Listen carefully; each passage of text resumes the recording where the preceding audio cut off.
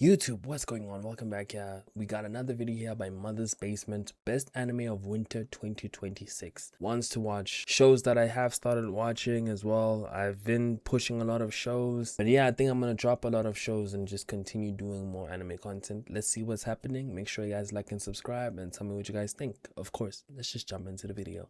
Let's go. Winter 2026's anime lineup would already be too insane to handle without adding a single new show to the pile, but the world just isn't that kind to us, I'm sorry to say. There's a lot of really good new anime as well. Lucky for you, I'm here to watch literally all of them and help you decide what's most worth the small fraction of your precious time that hasn't already been eaten by all the sequels and spin-offs I covered last week. A couple of which are also here, but not nearly enough to create any kind of meaningfully time-saving overlap. We've all just got to accept at this point that none of us are sleeping until spring. That is maybe summer, but either way, me talking about it ain't saving you any more time. So these are the ones to watch for winter 2026, brought to you by Zenless Zone. Okay, we skipping all of the sponsors, guys. If you're a fan of over-the-top anime action or free-to-play mobile games for that matter, I'm willing to bet you're already familiar with the Fate franchise. But if you're somehow not, the new anime Fate Strange Fate. Yeah.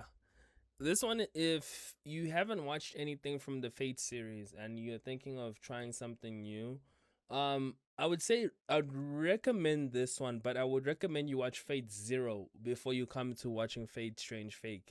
But at the same time, if you've never watched the Fate series, try it, but it's going to be very confusing. I remember watching Fate Zero and I always felt like I was missing a season.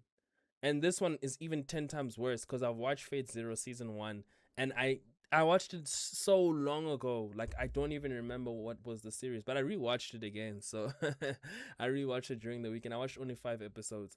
It was so fun, man. Those first 5 episodes, seeing how they were going to get into the Holy Grail War, it explains it so much. But this one is a really good series. Try it out. If you kind of confused, then try out Fate Zero and then come back to this one.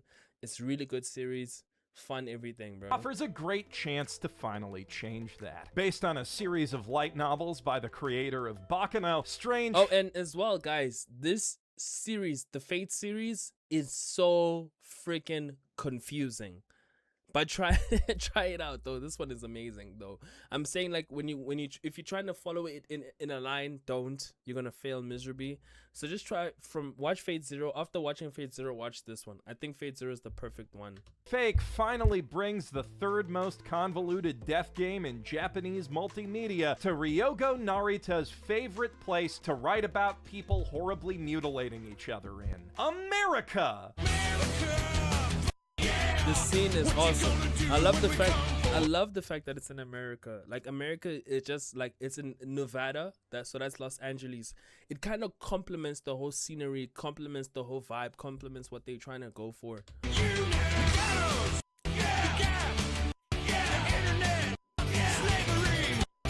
This brings a chance to look at some of the most iconic heroes of Fate lore through a distinctly American lens, while the fake nature of this particular Holy Grail War opens the door to many new servants we've never seen before. And the setting really also allows the war. The only servant that we've kind of seen is Galliard. Oh, Galliard is fucking awesome, bro. I'm glad that they brought him again.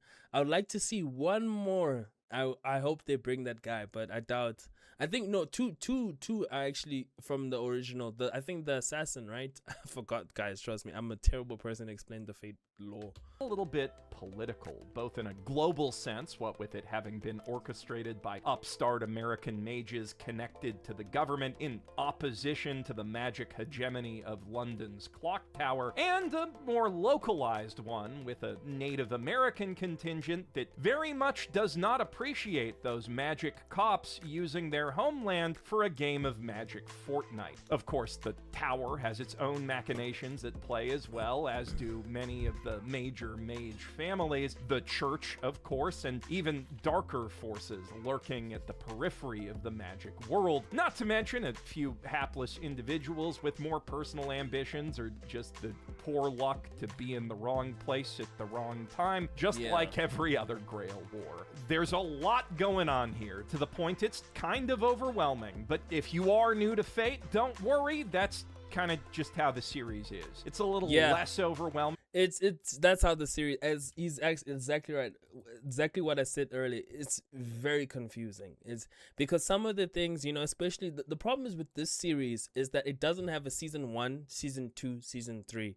It has one series, light novel, and anime, then light novel, anime. It's trust, the Fate lore and world is so confusing. But if this is your first Fate, try it out. Trust me. You're not gonna miss out. You're not gonna be confused.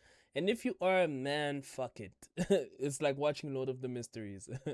If you start with the OG visual novel, but even there, you're gonna spend half your time just puzzling out what the hell's going on. It's a big part of the Fate fun, getting tossed into the maelstrom of chaos as everyone fights everyone else, and the cast is slowly whittled down to the last wizard standing. And given Narita's penchant for writing stories with no clear protagonist, this particular wizard battle royale could be one of the most unpredictable and exciting in the entire franchise. Even before taking A1 Pictures' pulse-pounding action Sakuga and the brilliant direction. The animation, guys, animation, direction, tone is so beautiful. I love the fact that they established a tone with the series, a art style as well. The art style, tone, and the animation is it has such a great cohesion in this whole series.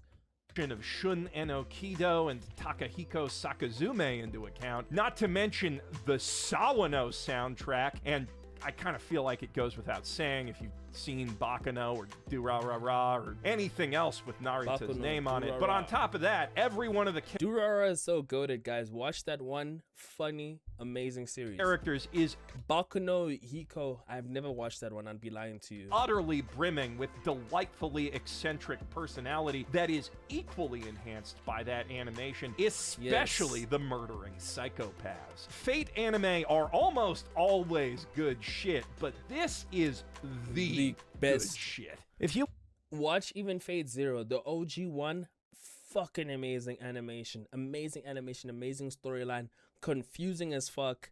But I think that's the thing about Fate. It's just confusing, great lore. You just gotta get into it. You just gotta jump into it, type of like thing. Your serialized survival games, slightly more down to earth though. I can't recommend Shiboyugi playing death games to put food on the table in. Ooh, I've never heard of this one. I haven't heard anybody speak about this one. Enough.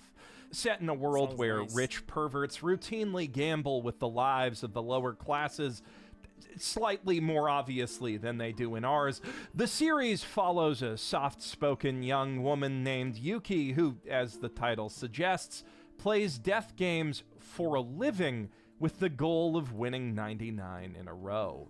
That makes her a valuable ally to all the other gorgeous girls in gothic Lolita dress who find themselves tasked with escaping a booby-trapped mansion alongside her, only one of whom has any experience with this sort of thing besides her. But it's only a small comfort with no guarantee of survival, and even with her self-proclaimed altruistic playstyle, can any of them really trust her? The rich perverts watching are one thing, but what kind of player treats this sort of thing like a spectator sport? That's exactly the question this anime aims to answer in chilling, cinematic, almost avant-garde form.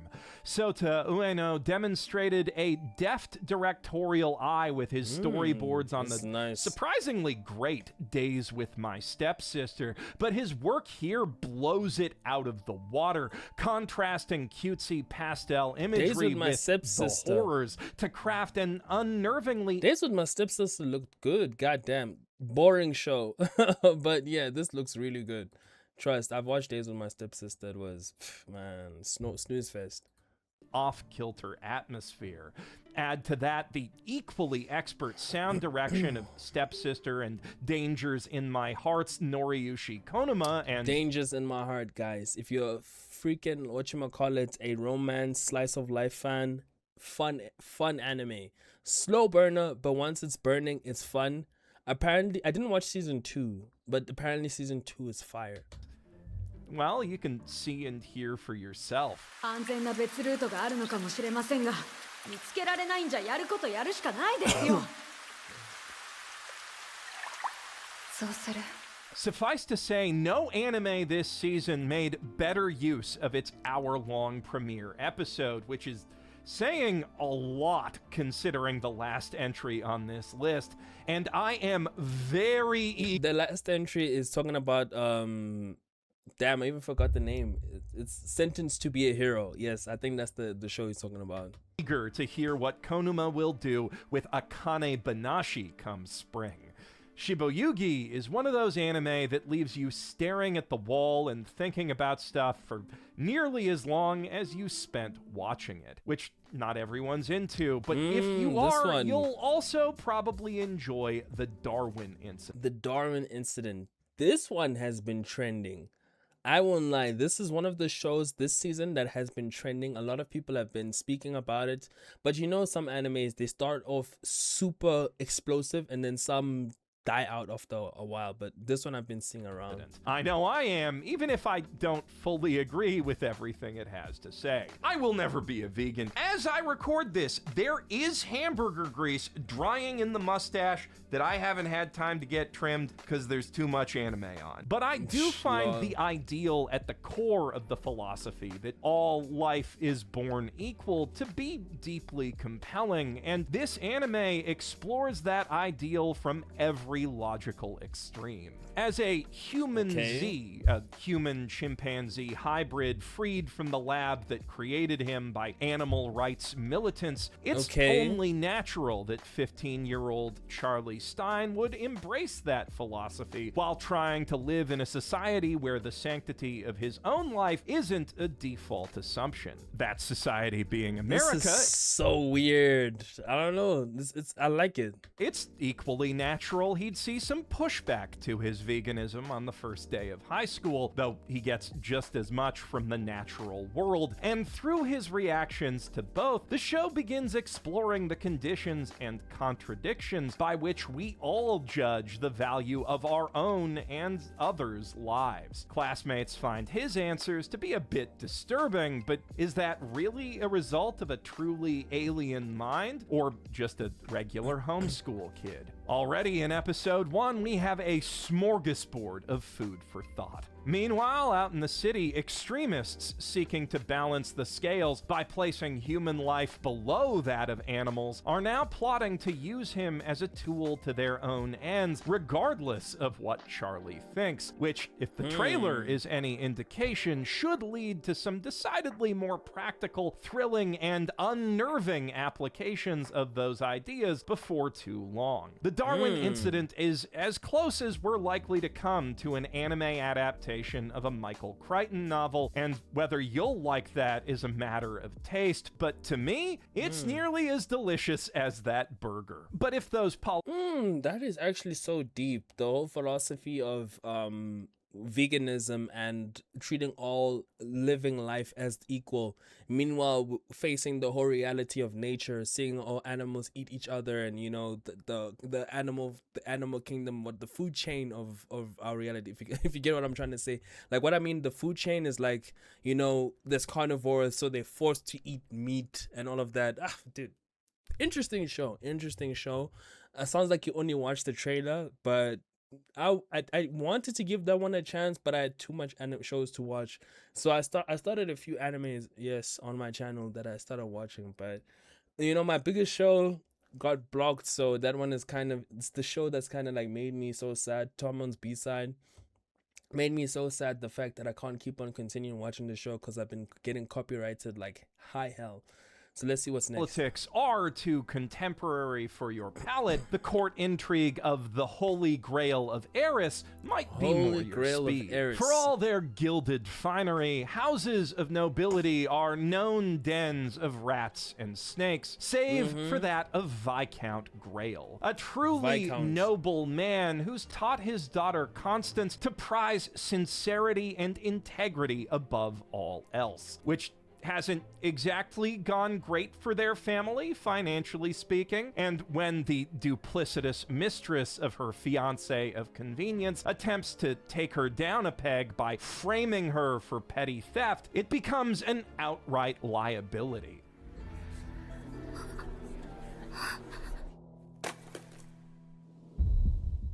誰か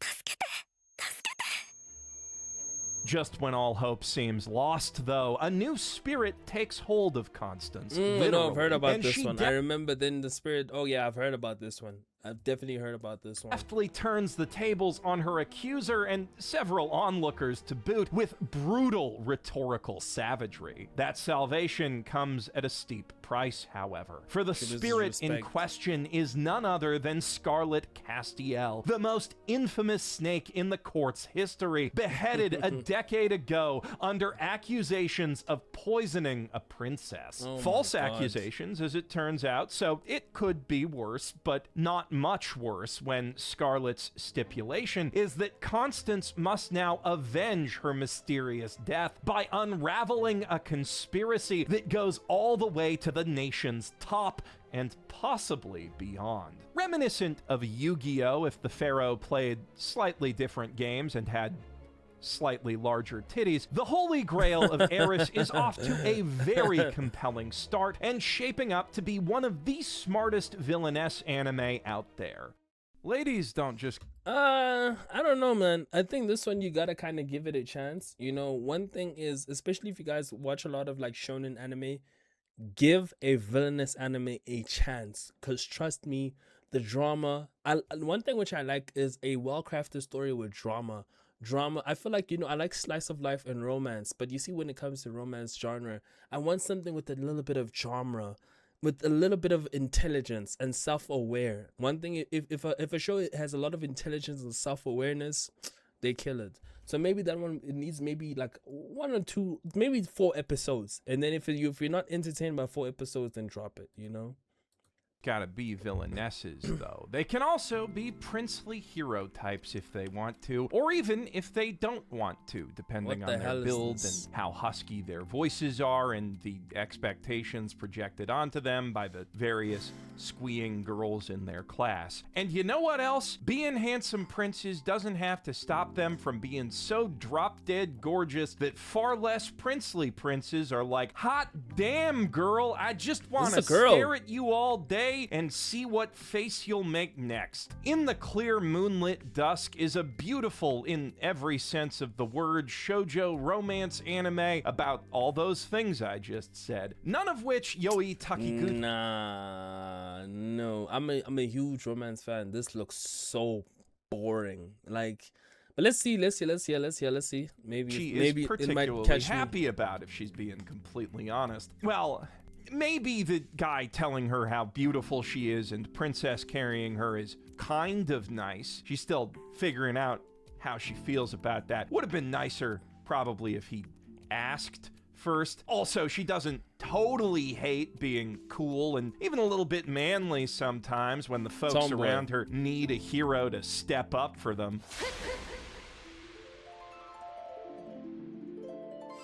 人を背後から狙うなんて卑怯だ卑怯だ卑怯だ Nah. The fact that Ichimura Sensei thinks Yeah, guys, this ain't it. This ain't it.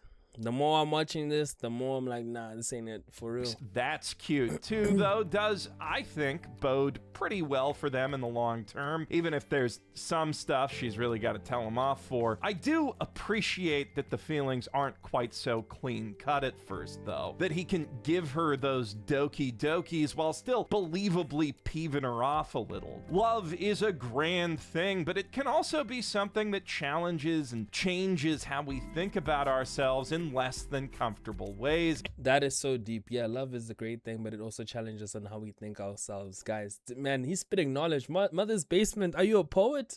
And it's nice to see a shoujo poised to dig a little deeper into those complexities of identity while still delivering the good kush, so to speak. But what I don't know. You know, okay.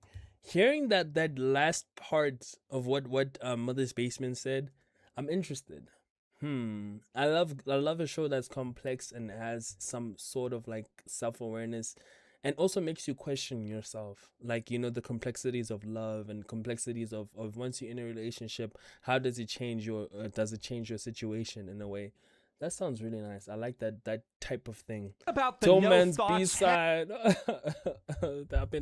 I tried covering this show, was my biggest show. Man, I'm getting copyrighted, guys, like hell.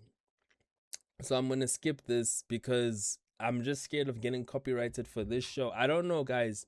My channel and this show I'm getting screwed, bro. I'm getting like, let me just even go here. I'm getting like literally screwed. Like they're copywriting the fuck out of my channel for this show.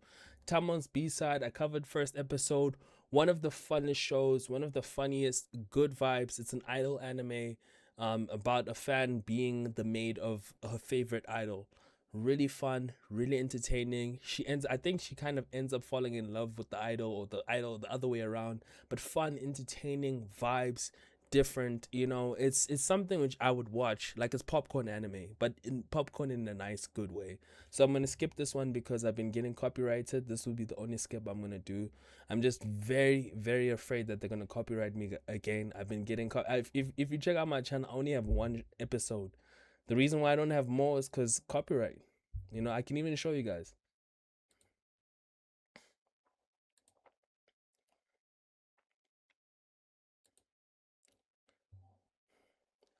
Look here, copyright.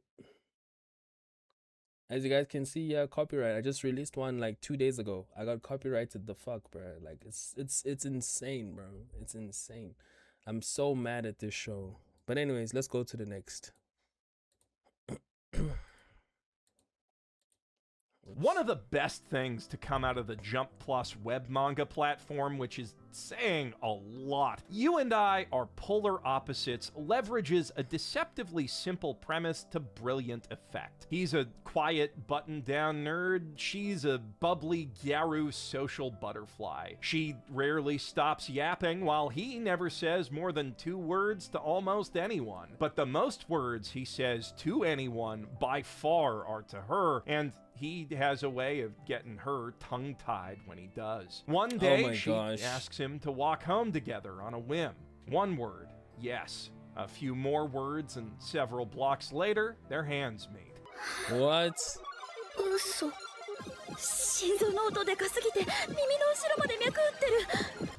she's one of those girls. Girls like this.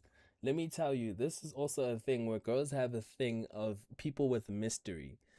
Girls love mysteriousness. Like if they can't figure you out or put a finger on you, or like necessarily like figure you out, right?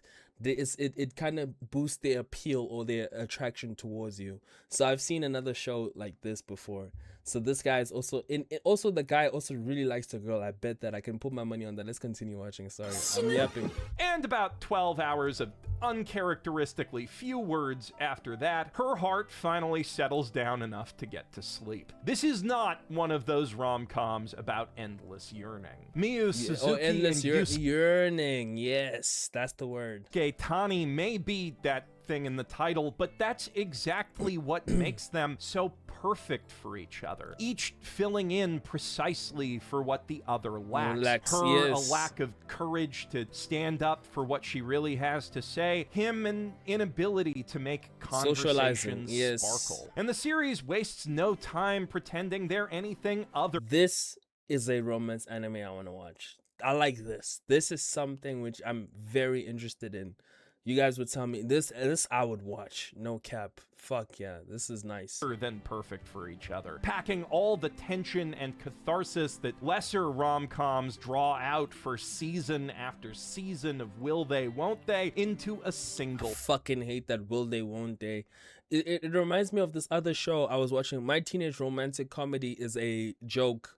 And what is that what it's called? My My Snafu. Dude, that show was horrible.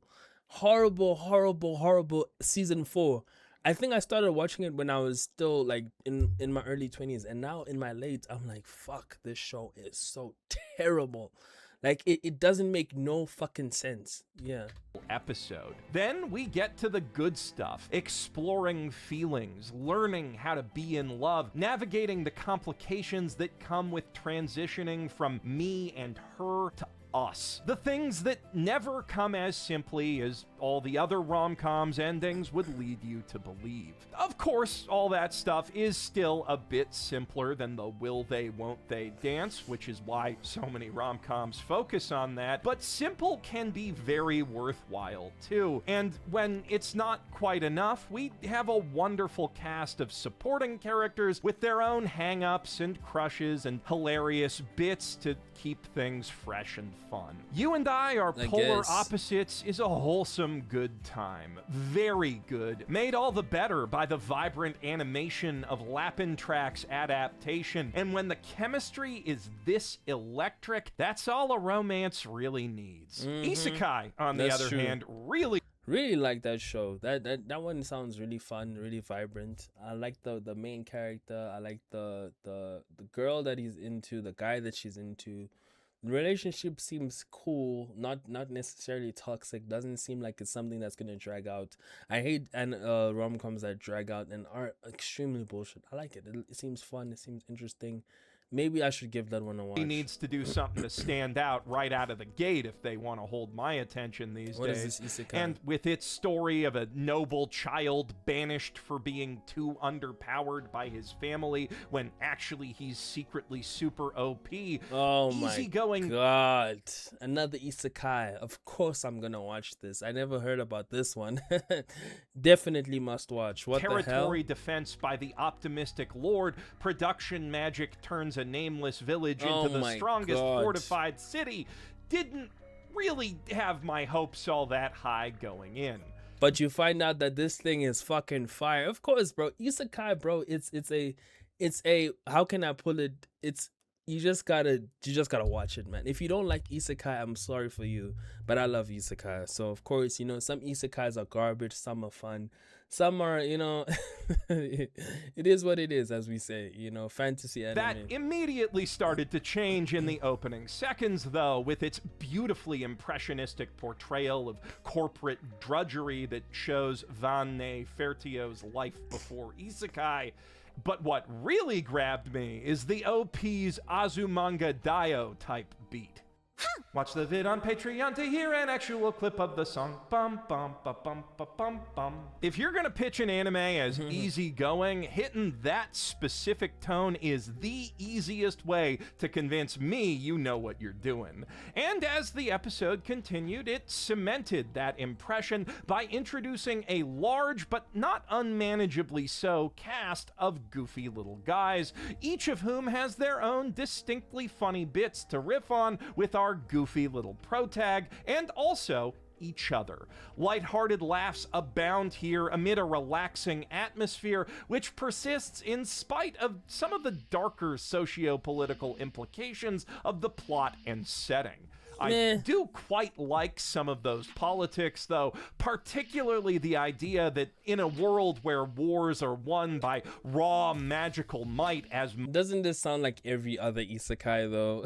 much as tactics and logistics, combat spells are seen as the ultimate symbol of nobility's strength, and thus Van's mundane I know 5 other isekais like that. tradesman-level production magic is a mark of shame to the royal family. Shameful enough that even though he's a prodigy in pretty much everything else, his dad damn near kills him just to keep it secret. I always appreciate it when the reason for a hero being shunned and banished actually kinda makes sense. Easygoing territory defense is not a stupid show, or overly sanitized for that matter, but rather one that makes a deliberately zen choice to empty its head of thoughts, look away from the darker stuff, and go at its own relaxing pace. If you're feeling overwhelmed by all the other anime you've got to watch, or other non-anime related things that you don't really want to think about for at least half an hour, this one will do you wonders. Yeah, I need to rewatch that one. But at the same time, I feel like, we've kind of heard like 10 other isekais like that.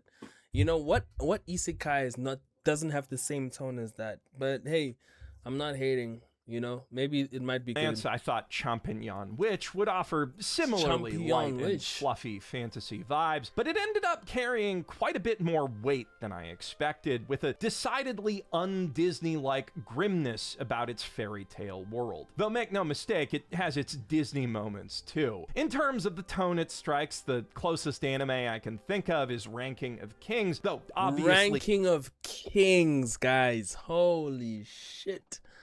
If you want to watch a good fantasy anime, that's Ranking of Kings. Honestly, a show that is so fucking underrated. I don't hear anybody ever speaking about it.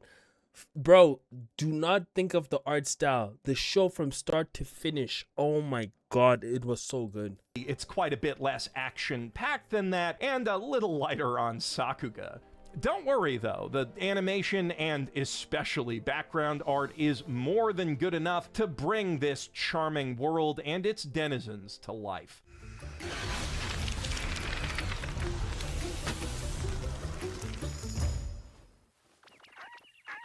What the hell?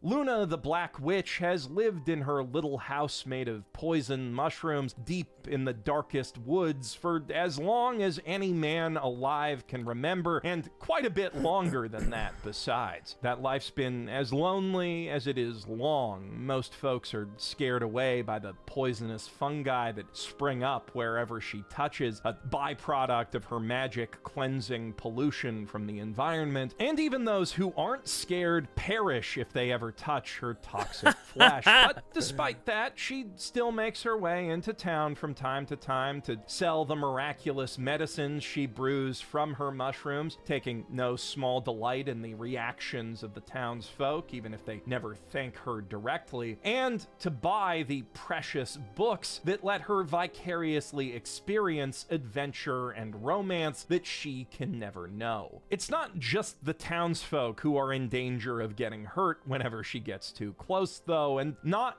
just because of the hunters prowling for witches who refuse to swear fealty to their crown. Despite her inhuman age and powers, Luna has a very human heart, one which craves human companionship that she will inevitably outlive, and human contact that she can never truly know. Yet, despite knowing better, she can't help pursuing those things, which is, of course, the most human thing of all. Champignon Witch is a beautifully poetic, offbeat little anime, quite unlike anything else that you'll see this season, and probably all year. I like this. You know. It kind of reminds me her powers of Dorohedoro, the guy with the mask. I forgot that guy's name. Jeez Louise. But nah, I like this. I like this a lot. I like something romance, something lighthearted, something unique and different. Her powers of mushrooms. She can't get close to anyone because she might kill them. You know, she's a witch. You know, so witches back in the days were always they were always hunted and all of that. So yeah, it's really nice. I like this. I like this a lot. Would give it a try. Would give it definitely a try. Journal with Witch is equally offbeat and poetic. Guys, watch this one. Journal with Witch. I only watched the first episode. Crazy good. Different. You know, this one I can already tell. This one is very emotional.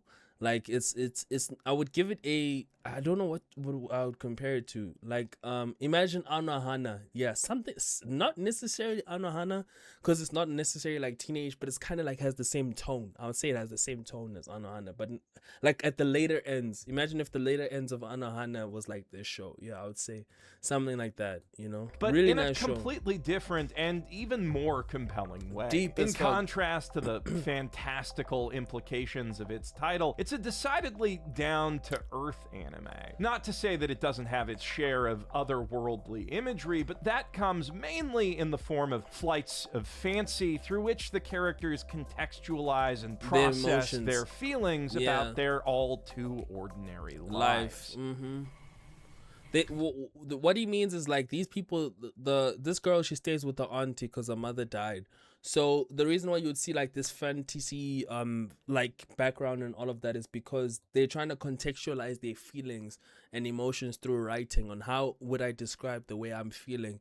You know, they're in a desert. I'm in a desert all alone. I feel lost. I don't know where to go, type of thing. Because if they're trying to symbolize them being lost, you know, lost in no sense of direction, and then they'll contextualize it being in a desert.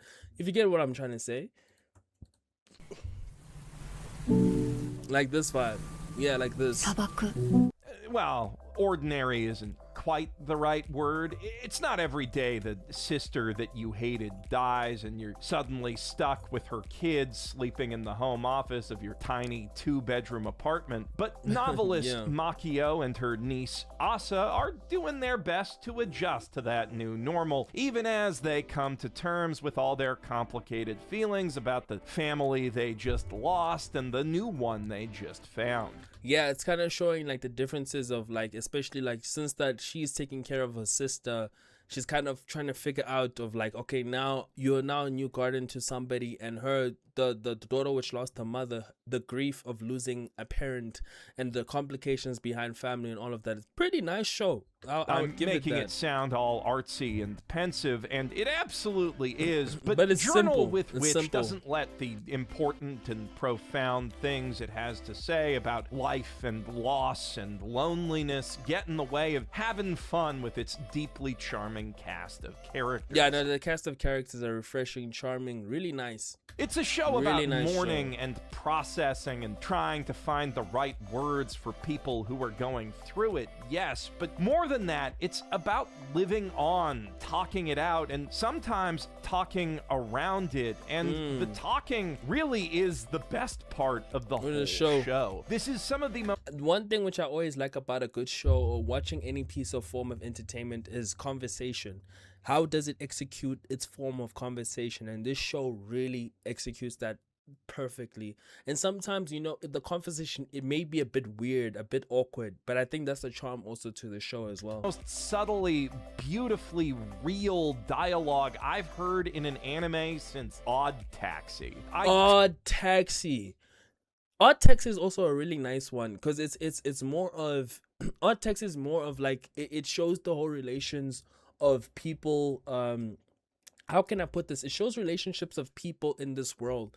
The nice thing which I like about Odd Taxi, it's animals, right? It's not normal people. It's like furries. No offense to furries, but it's like people. Imagine if people were like animals, you know, like the zebras and humanoid lions, humanoid leopards, whatever. But those are like humanoid people. So it kind of I think I'm explaining it in the wrong way. But my point is that what it always showed is that this guy is a taxi driver. He gets a new person every single day. So he kind of gets a new scenario, a new perspective, a new insight on other people's lives. And that's what the show kind of built off of. The everyday life of different people, the everyday life of what other people are going through. As the old saying goes, we all live in the same world, but we all live in the same world, but on different planets, you know, type shit.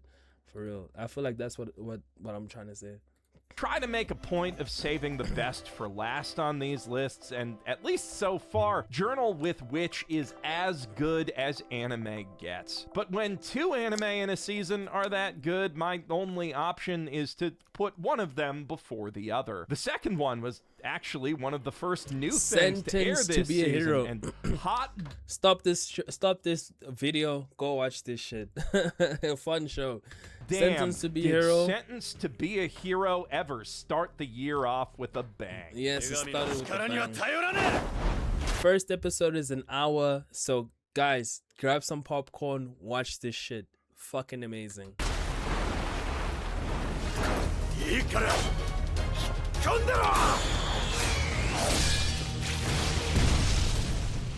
Set in a very grim, dark fantasy world where magic and technology come part and parcel, the series, as its title suggests, puts a thrilling new twist on your standard anime setup of heroes fighting demons and their kings. For starters, the demon blight isn't so much an evil race of domineering monsters as it is a virulent, mutagenic hive mind disease. It's like zombies, or like if you've ever played The Last of Us, it's kind of like the same thing. The plague. It's like they're like zombies, basically. And far from being lionized for their bravery, these heroes are criminals condemned to fend it off for the rest of their miserable lives. Which is forever, because the church that did the condemning simply will not let them die. Every time they do, their souls are dragged back from hell to rejoin the fight, leaving a little bit more of themselves behind with each trip. And even if the demons don't get them, there's a pretty good chance their wardens will, be it for disobeying orders, insufficient follow-through, or just plain not liking them. But out of all the unfortunate souls in Penal Unit 9004, and the whole hero program for that matter, Xylo Forbarts might well be the most reviled of all. A former holy knight condemned for a crime he had no choice but to commit. He fights tooth and nail to survive each hellish day, all for the slim hope of revenge on those who used and discarded him. Or tooth and magic exploding dagger, rather, which is a little more effective than nails and a whole lot more spectacular to build a fight scene around. If you enjoy over-the-top fantasy action, you will not find better this winter, and this winter has Frieren and Jujutsu Kaisen in it. But there is Guys, Jujutsu Kaisen. That meme, absolute cinema. Jujutsu Kaisen, guys. so much more to this series besides that. Rich world building, compelling characters, The world building, 10 out of 10. and brilliant The storytelling, conversation, everything about this show is compelling, guys. This is up there. Like visual literally. storytelling. It's clear Animation, storytelling, every single character that gets introduced. The protagonist is very dense. The side characters awesome. The goddess amazing. Like clearly a come show on. with anime of the year ambitions, and Yes. even knowing it would be up against those titans, Monsters. Studio Kai came prepared. Whether Studio Kai, guys. Again, I also have to say no. They did their stuff. they can keep that quality up, I don't think We'll even see. remains to be seen. The pilot might as see. well be a feature film. There is no way they can sustain that for an entire season. They But got- even with less Sakuga in future episodes, the arresting music and art direction and sharp cinematic storyboarding are more than enough to make it a serious contender. Out of all the anime to watch this winter, this is up there.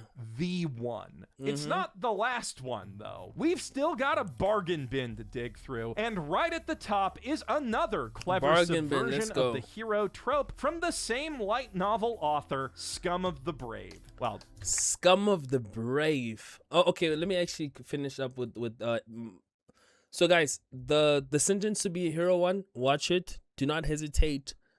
Like, amazing show, amazing storytelling, amazing animation, amazing. It's fun.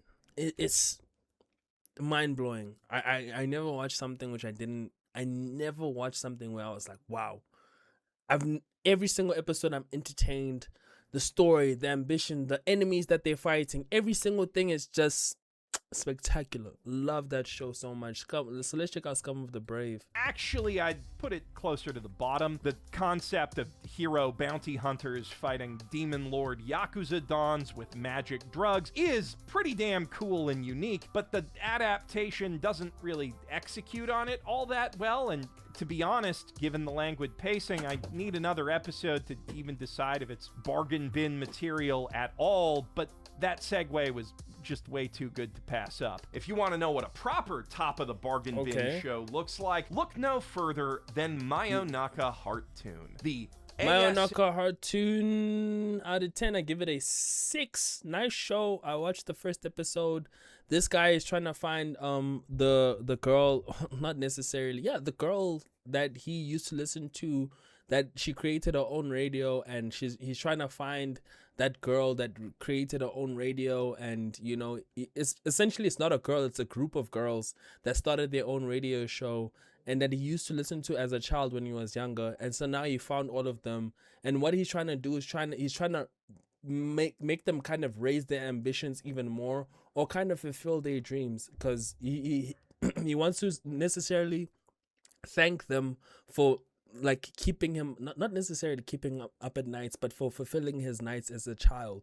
So really a fun show, interesting. I would say give this one a try. It's not the best show, but it's a good one, I would say. Amarum anime, in which a narcissistic scion to an unfathomably wealthy Zaibatsu transfers to a public high school to stalk his middle school micro-influencer crush, Apollo, who could easily be any one of the 4 cute girls in the school's broadcast club. Spoiler, it's all of them, because you can tell, like, it's very easy to tell. This one is an easy story to read. So in order to maintain his perfect self-image, he has no choice but to fulfill his promise to make Apollo a professional vocal artist with all 4 of them by making their respective dreams of singer, VTuber, news anchor, and voice actor stardom come true. This is one of the rare harem anime where Protag-kun is far and away the best part of the entire cast, entertaining endlessly with his exuberant arrogance and psychotic perfectionism in all things from grades to bowel movements. This was the first episode. Guys, watch it, honestly.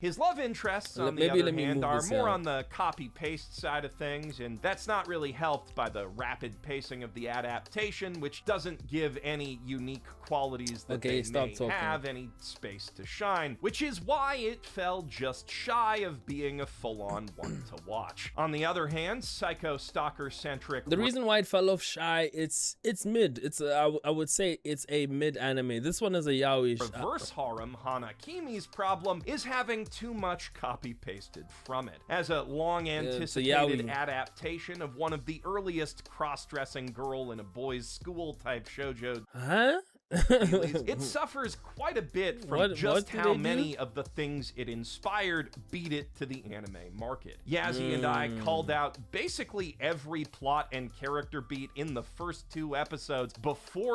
Oh, that's bad. It's boring when you're watching a show and you know everything that's gonna happen. It's kind of like, should I continue watching this? Because it's like, man, we know every single character beat, what the premise is gonna be. That's a bit boring. While we were watching it, and while we did have quite a bit of fun doing that, it never hit us with any sort of surprise that might have elevated it above the realm of tropey comfort food. Even if it did pioneer a lot of those tropes and define the comfort food recipe. In a less stacked season, it probably would have made the cut, but I'm trying to keep the main list as lean as I can. This season is hot. Compared to last season, this one is hot.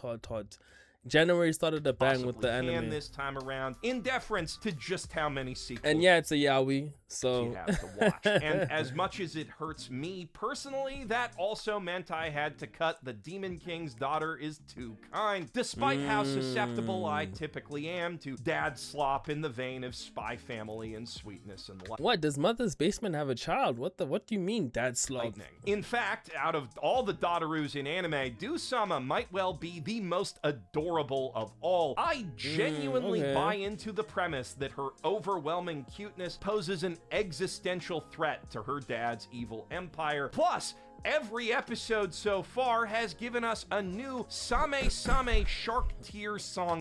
Not for me. From her, which is guaranteed to warm your heart and put a smile on your face no matter how jaded and exhausted you are. Unfortunately, the anime's direction just isn't up to snuff in delivering the more bitter moments meant to offset all that sweetness, so I can't quite justify. Oh no, dude, don't look at me like that. It's okay, you're on the list. She's not on the list. You know what's really not on the fucking list, though? An adventurer's daily grind at age 29.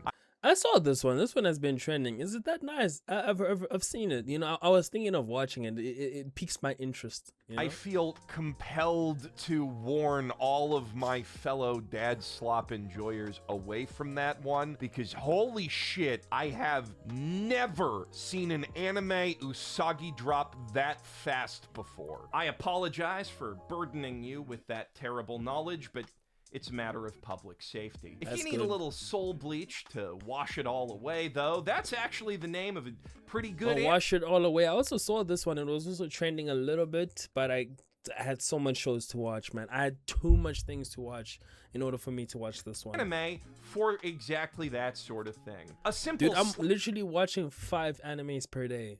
It's so fucking crazy. 5 just different shows. You know, that shit gets exhausting, guys. slice of seaside life story about a girl and her laundromat. Wash It All Away is all about the vibes, and for anyone who enjoys dry cleaning ASMR, I really cannot recommend it enough. It is coziness incarnate. But it's also based on a manga whose chief selling point was its art, and I think the anime adaptation has just a few too many rough edges to fit cleanly into the best of season list on those merits. If you prefer Okay. the work in your work-life shows a little more on the stressful Oh side, my though, gosh. Isekai Office Worker In another world, okay, I watched this one. Basically, this guy gets isekai'd. There was a girl that was getting isekai'd, and the guy just was walking down the street. Then he looks down the alleyway and he sees this girl is getting teleported, and he was trying to run up. He tries to save her. Then he also gets isekai'd into the world. So now once he's in the world, he was an office worker in the real world. So now he's trying to adapt in the world. So then he becomes also an accountant, right? Come to see that this is a yaoi. Guys, you just need to watch this show. I did episode number 2. Watch my episode number 2. If you you don't even need to watch number 1. I did a reaction on this show. It was like what, bro? It's a yaoi. Warning. The Other World's books depend on the bean counter offers a decidedly unique spin on your standard portal fantasy, which you probably already got the gist of from its title. Bureaucracy and logistics enthusiasts, this The bureaucracy and all the logistic stuff is bullshit. That shit doesn't matter. It's about the relationship. It's a romance, basically. one's for you. I don't even mean that ironically, actually. It's a very realistic and detailed portrayal of the differences between medieval and modern accounting that Spice and Wolf fans will doubtless get a kick out of. Though, speaking of spice, one thing the title isn't gonna warn you about is how spicy the yaoi here is. We'll have more to say about Yes. that on the hottest trash. It is a though. yaoi. And no doubt there'll be even more to say about Rollover and Die, which Rollover is, I and believe, Die. the What the first fuck? Yuri-oriented one of those f***ing things to get an anime adaptation. As those f***ing things go, Protag-chan's secretly OP skill is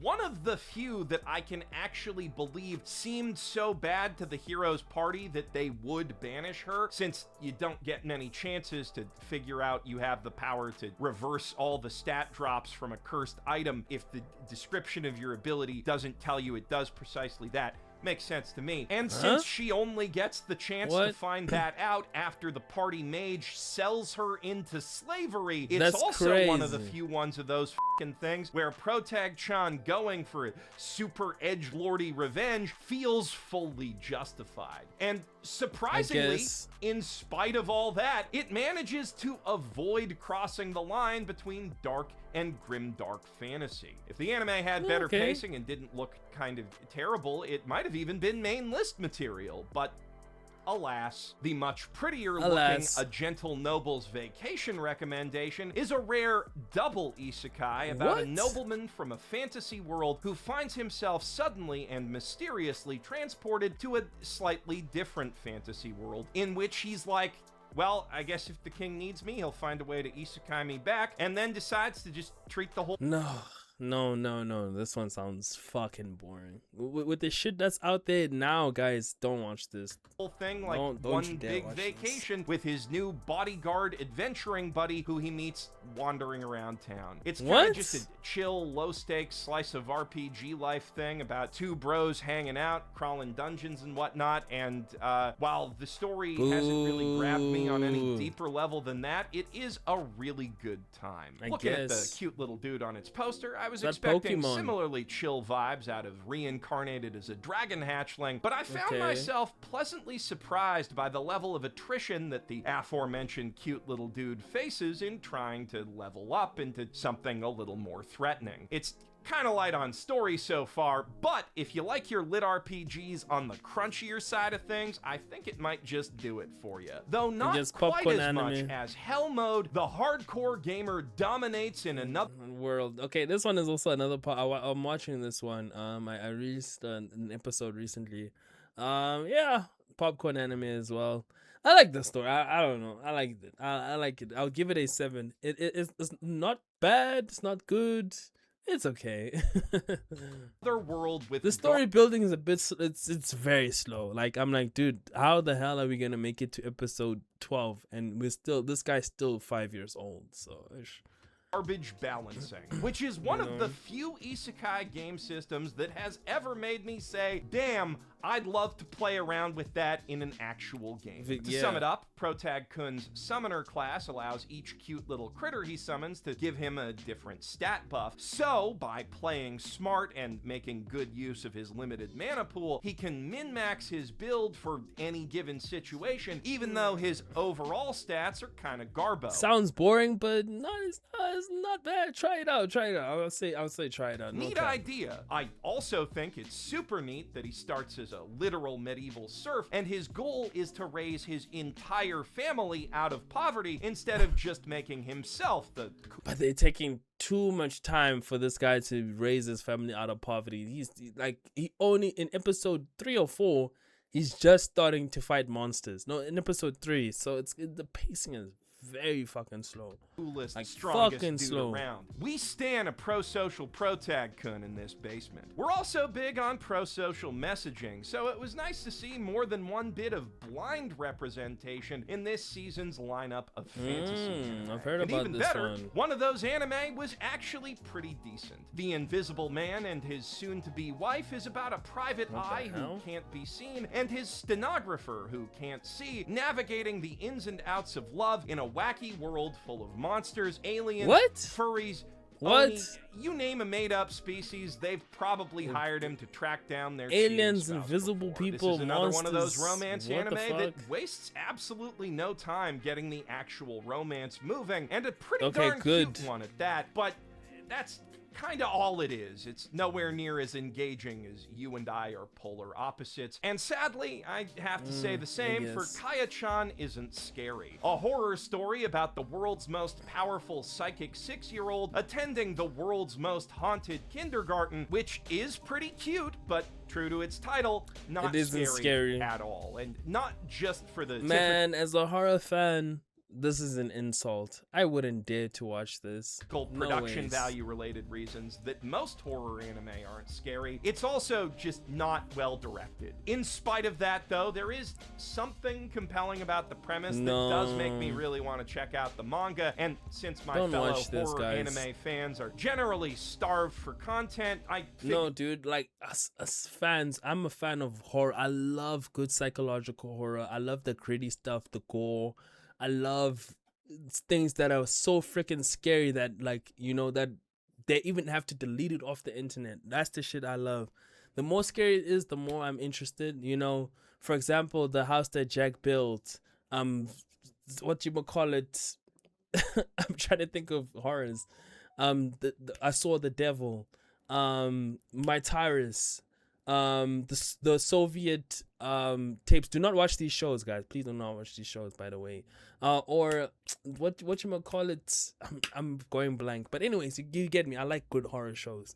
So yeah, you know, that's what I'm trying to say. You guys might appreciate the heads up that it exists. But speaking of not spooking, last and actually least for once. Dead Account isn't, strictly speaking, a good anime. As shonen battle type stuff goes, it's kind of predictable. Protag's just another bland nice guy, which is the last thing that I expected to say when I Don't want to watch another nice guy, another bland guy with OP powers, and like we've seen it too many times, guys. I heard that he was a rage-baiting professional YouTube troll, but he's only Oh, doing that my to pay God. for his dying sister's miracle surgery, you see. Oh, And my he God. stops doing it almost immediately because of the most obvious plot twist that you can see coming from a million miles away. So why am I even talking about it? Because it's about a team of teenage combat exorcists fighting evil ghosts from the internet with the power of flame bait and a literal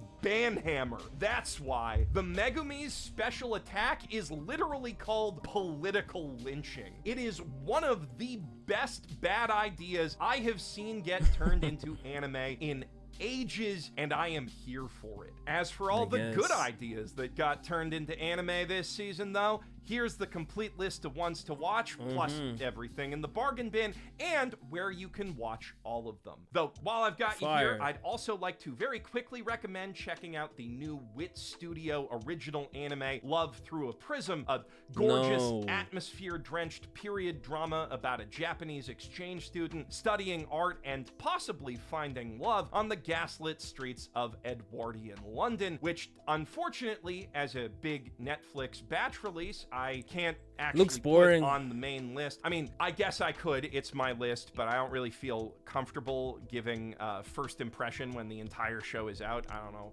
I could probably. It's good. The first episode's really good. You should definitely watch it. And if it was weekly, I would have put it on the main list. But you know, I just can't do that. I don't feel like doing that. And also, unfortunately, as a Netflix release, it's got absolutely no promotion. Okay, I think that's the end of the video. That's the end of the video. Let me pull out the list of ones to watch, guys. Okay, wait, no, let me actually go back. Sorry about that. Fate Strange Fake, first one. Hell yeah, watch that shit. Damn, it's dry. You know what? Fuck this list. No, but yeah, most of these are good. Okay, wait. Since we're judging Mother's Basement's video, right, of what we should watch in 2026, Sentenced to Be a Hero, definitely. Journal of a Witch, definitely. Champion Witch seems also interesting. You and I are polar opposites, also really fun. Tamon's B-side is also good. The Darwin incident looks very, very interesting. Fate Strange Fake, also really good. I like those ones. Let me give you guys more recommendations, especially when it comes to watching good stuff. Let me just go to my anime list. So I think I like his list. Out of 10, I give it a nice 6. A nice 6. So let's go, guys. Hell's Paradise Season 2 is out, guys. Definitely. Hell's Paradise Season 2, Free Run watch, Oshinoko watch. Fire Force, I'm on the 50-50 side. It might be good, it might be bad, because remember, it's man, Fire Force, they've been pushing this show. Fate Strange Fake. What is this? You and I are polar opposites up there. My Hero Academia Season 2 is out. Jack of All Trades and Party of None. 50-50. The story starts good but ends it's like a weird okay. There was a cute girl in the hero's party and I tried to like ask her out. Fun, also 50-50. Yeah, Tune in the Midnight Heart. Fun anime. This one, he also mentioned it over here. Let me see. Where is it? No, he didn't. Oh no, it was on his trash bin list. Yeah, it's an okay anime. Yeah, you guys got enough. I've watched all of the shows. I've watched also this one, Golden. No, I never watched Golden Kamuy. Conan the Sorcerer Can See was also fun. I like that one. Oh, this was the show he was talking about. Easygoing. I watched Hell Mode. The Holy Grail of Eri seems also fun. This one I watched, Isekai Office, was really fun as well. The Darwin incident was also sounds pretty interesting. It sounds deep. I like deep shows like that, which are all philosophical. I agree with this list. Mother's Basement killed it. He killed it, man. He knows good stuff. His tastes are top tier. I like his taste, you know, especially, you know, because sometimes we have terrible taste, especially when it comes to anime fans. But yeah, it's good show, good shit. Watch most of these shows, but the first one I would say Sentence to Be a Hero, Jujutsu Kaisen, Frieren, Fate Strange Fake, and last one would be Journal of a Witch or Tamon's B-side. Between the two, that's the Oshinoko as well. Oshinoko is out season 3. Oof, I like it. Episode 1 sucked. Episode 2 was fun. I gotta give them that.